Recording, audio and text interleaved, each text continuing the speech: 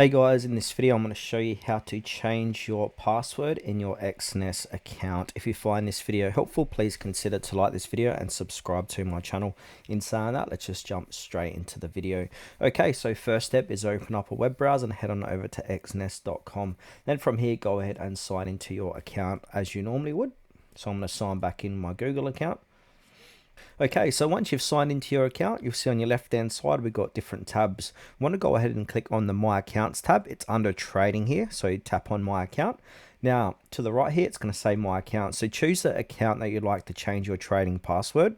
So under that account, I'm in my real account here. I can go ahead and click on Change Trading Password. Then from here, we want to go ahead and put in your new password. So it needs to be between 18 and 15 characters, at least one upper and one lowercase letter, at least one number, and at least one special character. So go ahead and put in your new password and click on Change Password.